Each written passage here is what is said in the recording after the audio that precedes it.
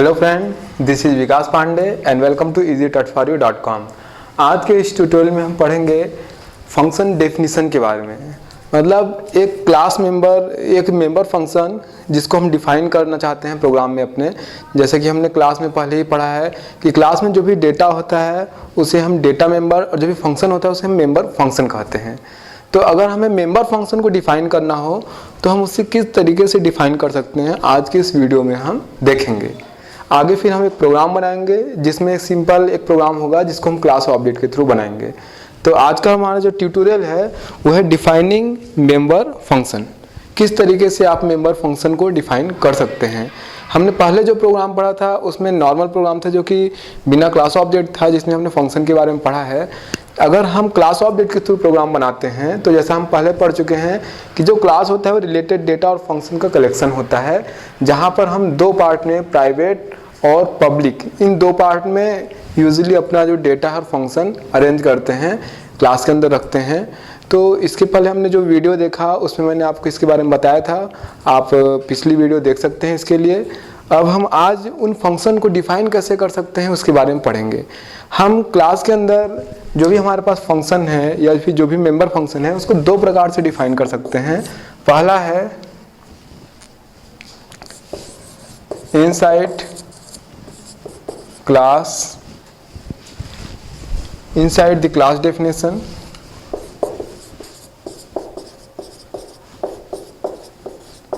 और दूसरा है आउटसाइड द क्लास डेफिनेशन।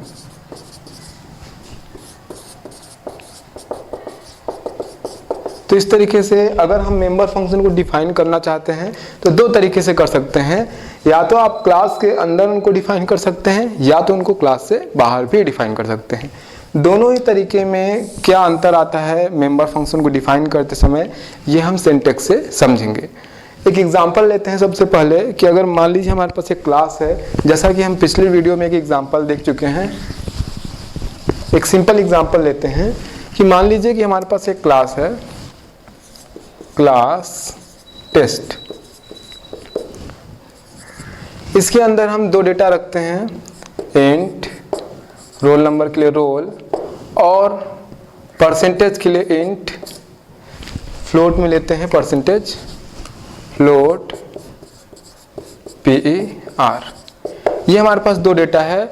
यहाँ पर मैंने प्राइवेट नहीं लिखा है क्योंकि आपको पिछली वीडियो में मैंने बताया था कि जब हम क्लास के अंदर कोई मेंबर बनाते हैं तो जो मेंबर है, अगर हम कोई भी कीवर्ड यूज़ नहीं करते, मतलब जो मैंने पहले बताया था कि इसकी विजिबिलिटी लेवल होती है उसको यूज़ नहीं करते, तो ये बाय डिफ़ॉल्ट प्राइवेट होता है। तो मैंने यहाँ पर इंट रोल और फ्लोट पर PER परसेंटेज के लिए बनाया, तो ये प्राइवेट एरिया में है। अब हम पब्लिक में फंक्शन बनाते हैं, पब्लिक कोलन का सिंबल होगा। मैं यहाँ पर दो फंक्शन बना रहा हूँ। पहला wide gate data int comma float,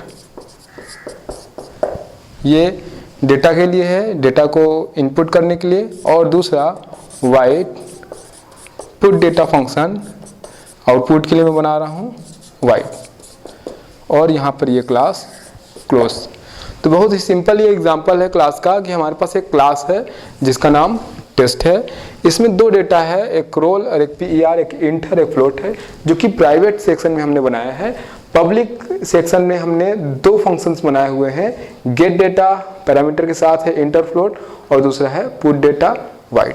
अब यहाँ पर हम देखेंगे कि हम जो फंक्शन हमने बना लिया यहाँ पर गेट डेटा और पुट डेटा, लेकिन अगर इनको डिफाइन करने की बात हो तो हम जब फंक्शन को बनाते हैं तो यूज़ करने से पहले उसको डिफाइन करना होता है। यहाँ हमने फंक्शन केवल डिक्लेयर किया है। अब फंक्शन को हम दो प्रकार से डिफाइन कर सकते हैं, जैसा कि हमने पहले ही पढ़ा है। पहला कि फंक्शन को हम क्लास के अंदर भी डिफाइन कर सकते हैं, दूसरा हम फंक्शन को क्लास के बाहर भी डिफाइन कर सकते हैं। तो यहाँ पर हमारे पास दो फंक्शन है, जिसमें से एक फंक्शन को मैं क्लास के अंदर जबकि दूसरे फंक्शन को मैं क्लास से बाहर डिफाइन करूँगा, ताकि हम दोनों तरीकों को समझ सके। आप अपने प्रोग्राम में अपने हिसाब से फंक्शन को इनसाइड भी डिफाइन कर सकते हैं और आउटसाइड भी डिफाइन कर सकते हैं। अगर छोटा फंक्शन होता है तो हम लोग उसको क्लास के अंदर ही डिफाइन कर देते हैं, जैसे 1 या 2 लाइन का है। लेकिन मान लीजिए कि और बहुत बड़ा फंक्शन है, थोड़ा ज़्यादा उसमें कोडिंग है, तो उसको हम एक बार क्लास बनाते हैं, क्लास में लिस्ट रख लेते हैं डेटा और फंक्शन की, और उसको आउटसाइड क्लास के बाहर डिफाइन कर सकते हैं। तो यहाँ पर मैं दोनों ही तरीका आपको बताऊंगा किस तरीके से फंक्शन को इनसाइड या फिर आउटसाइड क्लास के डिफाइन किया जा सकता है। अब अगर हम फंक्शन को इनसाइड में डिफाइन करते हैं तो बिल्कुल सिंपल तरीके से डिफाइन करते हैं, जैसे हम पहले डिफाइन करते आ रहे हैं नॉर्मल फंक्शन को।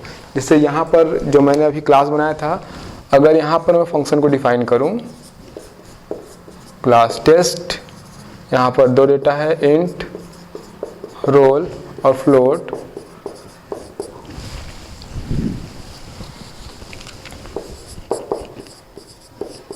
PER। अब यहाँ पर पब्लिक एरिया में जो फंक्शन है उसमें से एक फंक्शन को मैं क्लास के इनसाइड डिफाइन करूँगा और एक फंक्शन को आउटसाइड में। तो यहाँ पर पहले फंक्शन लिख लेते हैं, wide gate data int comma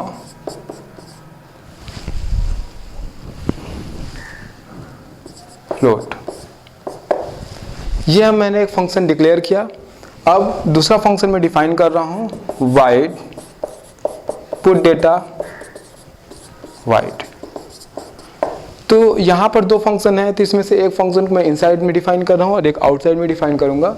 inside में डिफाइन करने के लिए सिंपल तरीका है, जैसा हम पहले ही डिफाइन करते आ रहे हैं फंक्शन को, कर्ली ब्रेसेस ओपन। अब यहाँ पर जो भी फंक्शन वर्क करेगा मैं यहाँ पर डिफाइन कर देता हूँ, सी आउट, ये रोल नंबर और परसेंटेज प्रिंट करेगा, roll is equal plus role.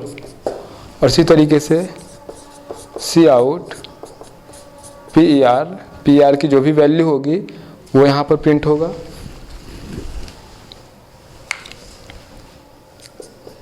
Plus PER हमारे पास जो कि वेरिएबल है, और ये फंक्शन क्लोज, और सबसे लास्ट में यहाँ पर क्लास क्लोज।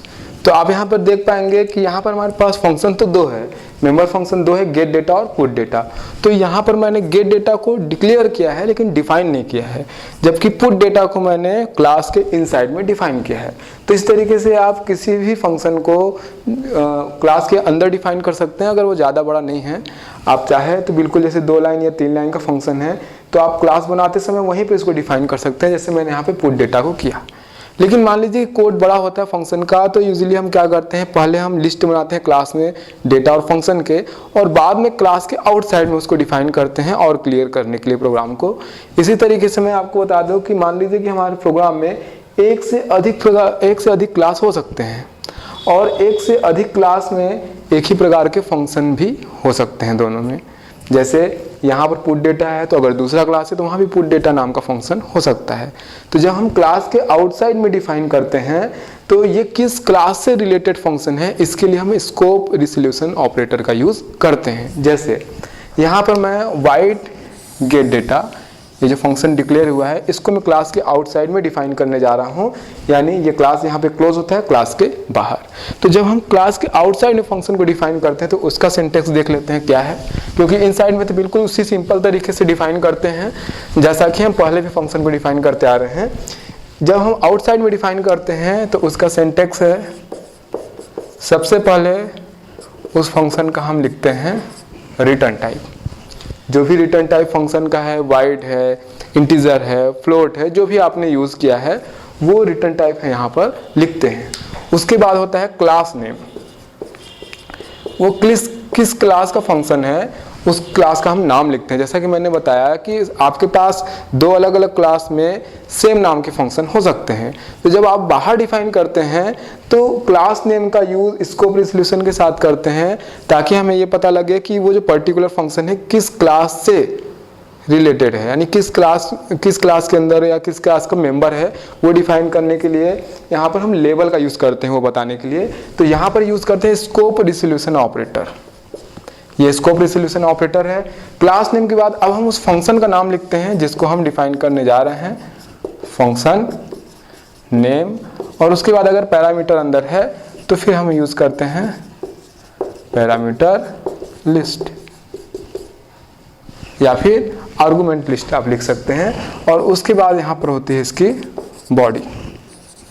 अब सिंपल इस सेंटेंस को ध्यान में रखते हुए हमने अभी जो एक फंक्शन लिखा है गेट डेटा, उसको हम यहाँ पर क्लास के आउटसाइड में डिफाइन करते हैं। सिंटेक्स को ध्यान रखेंगे।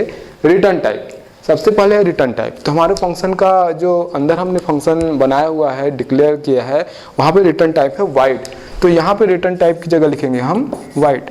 अब आता है क्लास नेम। जिस क्लास का वो फंक्शन है, जिस क्लास का वो मेंबर है, उस क्लास का नाम है टेस्ट। तो हम यहाँ पे लिखेंगे टेस्ट। उसके बाद स्कोप रिजोल्यूशन ऑपरेटर का यूज होता है, तो हम यहाँ पे यूज करेंगे स्कोप रिजोल्यूशन ऑपरेटर। उसके बाद फंक्शन नेम, यहाँ पर आप फंक्शन का नाम देंगे, तो फंक्शन का नाम है गेट डेटा। पैरामीटर लिस्ट अगर है तो वो लिख सकते हैं, वहाँ पर अंदर में पैरामीटर लिस्ट हमने दिया हुआ है इंटीजर और एक फ्लोट। तो आप यहाँ पे पैरामीटर लिस्ट फॉर्मल पैरामीटर बनाएंगे int x, int y। उसके बाद अब इसकी बॉडी हम लिख सकते हैं। हमारे पास दो डेटा है, एक इंटीजर है और एक फ्लोट है। सॉरी, यहाँ पे फ्लोट होगा क्योंकि हमने जब उसको डिक्लेयर किया था तो वहाँ पर एक आर्गुमेंट इंटीजर एक फ्लोट दिया हुआ है। तो फॉर्मल पैरामीटर जब हम बनाएंगे तो फॉर्मल पैरामीटर एक int x और फ्लोट y। तो इस तरीके से हमारे पास दो डेटा है, एक है रोल नंबर के लिए जो कि इंटीजर है, एक परसेंटेज के लिए जो कि फ्लोट है। तो हम यहाँ इस तरीके से यूज कर सकते हैं इसको। प्राइवेट जो वेरिएबल होते हैं, जो भी प्राइवेट सेक्शन में वेरिएबल या फिर फंक्शन होते हैं, वो क्लास के अंदर के मेंबर द्वारा ही एक्सेस किया जा सकते हैं, यानी इनसाइड क्लास के। तो ये क्लास का मेंबर है, तो ये प्राइवेट डेटा जो भी उसके प्राइवेट डेटा है उनको एक्सेस कर सकता है डायरेक्टली। तो यहाँ पे हम लिख सकते हैं रोल इज इक्वल एक्स, और इसी तरीके से per इज इक्वल वाई। तो ये हो गई इसकी बॉडी। यहाँ पर देखिए कोडिंग क्या है कि ये जो गेट डेटा फंक्शन है, जब हम इसको क्लास का ऑब्जेक्ट बनाएंगे, जैसा कि पिछले वीडियो में हमने पढ़ा हुआ है क्लास का ऑब्जेक्ट हम कैसे बनाते हैं। क्लास यहाँ पर टेस्ट है, तो टेस्ट स्पेस हम वेरिएबल का नाम लिखेंगे, सपोज t, तो वो उसका ऑब्जेक्ट होगा। अब हम t डॉट गेट डेटा यहाँ पर इस तरीके से कॉल कर सकते हैं। एग्जाम्पल यहाँ पर मैं देता हूँ, टेस्ट t, ये हो गया उसका ऑब्जेक्ट। अब हम लिख सकते हैं t डॉट गेट डेटा। जब हम इस तरीके से फंक्शन को कॉल करेंगे मेन प्रोग्राम में, या मेन प्रोग्राम में जब इसको कॉल किया जाएगा, तब यहाँ पर x और y, यहाँ पर इसको दो वैल्यू की जरूरत होगी, एक इंटीजर एक फ्लोट। सपोज हमने 101, 80.3 इस तरीके से दो आर्गुमेंट पास किए, तो फॉर्मल पैरामीटर x और y को मिलेंगे, और ये x और y के जो वैल्यूज हैं वो इसके जो प्राइवेट मेंबर हैं, प्राइवेट डेटा है, वहाँ पे ट्रांसफर हो रहा है रोल और परसेंटेज पे। इस तरीके से ये वेरिएबल इनिशियलाइज हो रहे हैं गेट डेटा फंक्शन के थ्रू। तो यहाँ पर ये भी बात क्लियर होती है कि जो भी मेंबर फंक्शन हैं, जो भी उस क्लास के मेंबर हैं, वो ही इसके प्राइवेट डेटा या प्राइवेट मेंबर फंक्शन को या प्राइवेट फंक्शन को एक्सेस कर सकते हैं। आउटसाइड से उसको डायरेक्ट एक्सेस नहीं किया जा सकता। जैसे यहाँ पर रोल है जो कि डेटा है, और परसेंटेज इसको आउटसाइड से ऑब्जेक्ट द्वारा यूज़ नहीं कर सकते। तो यहाँ पे हमने पब्लिक में जो फंक्शन बनाया गया है उसको यहाँ पे यूज़ किया है गेट डेटा, और गेट डेटा चूँकि उसका मेंबर है, यहाँ पर उसने प्राइवेट जो डेटा है उनको एक्सेस किया हुआ है। यहाँ पर रोल नंबर को वैल्यू x और परसेंटेज को वैल्यू y मिली हुई है। तो इस वीडियो में हमने देखा कि अगर हमने प्रोग्राम में अपने क्लास के अंदर जो फंक्शन बनाया हुआ है जो कि मेंबर फंक्शन है, उसको हम दो तरीके से डिफाइन कर सकते हैं। पहला तरीका है क्लास के इनसाइड में, जैसा कि हमने इसके पहले जो एक फंक्शन को डिफाइन किया था, बिल्कुल सिंपल तरीका। जब हम क्लास के आउटसाइड में करते हैं डिफाइन, तो हमें ये ध्यान देना होगा, स्कोप रिजोल्यूशन ऑपरेटर का यूज हम करते हैं ये लेबल करने के लिए कि ये जो फंक्शन है पर्टिकुलर इस क्लास से रिलेटेड है, मतलब इस क्लास से संबंधित है। यहाँ पर देखिए wide test, scope resolution get data. उसके बाद आप उसको सिंपल तरीके से बिल्कुल उसकी जो बॉडी है जो भी कोडिंग करना चाहते हैं वो कर सकते हैं।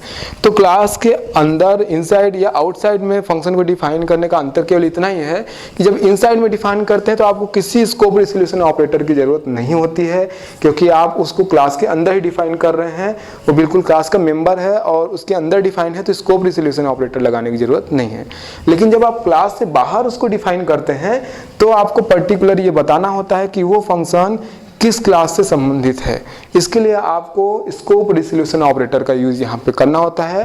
सिंटेक्स में ये रिटर्न टाइप और उसके बाद class name, scope resolution operator, gate data और उसके बाद आर्गुमेंट। तो यहाँ पर ये जो क्लास नेम है स्कोप रेजोल्यूशन के साथ ये यहाँ पर एक्स्ट्रा होता है ताकि लेबल कर सके कि किस क्लास से रिलेटेड है। तो इस तरीके से इस वीडियो में हमने देखा कि जो मेंबर फंक्शन है उसको हम क्लास के इनसाइड या आउटसाइड में किस तरीके से डिफाइन कर सकते हैं। आगे की वीडियो में हम एक सिंपल एग्जांपल देखेंगे, क्लास और ऑब्जेक्ट के थ्रू एक प्रोग्राम बनाएंगे जहां पर हमने अभी केवल क्लास को डिफाइन करना, क्लास के अंदर मेंबर्स को डिक्लेयर करना, फिर उसके बाद फंक्शन को इनसाइड या आउटसाइड में डिफाइन करना ये सीखा है, ऑब्जेक्ट बनाना। अब हम एक सिंपल पूरा प्रोग्राम बनाएंगे क्लास ऑब्जेक्ट के थ्रू और देखेंगे कि एक प्रोग्राम को क्लास ऑब्जेक्ट के थ्रू कैसे बनाया जा सकता है। तब तक के लिए आप हमारी वेबसाइट easytutsforyou.com पे लॉगिन कर सकते हैं। तब तक के लिए बाय।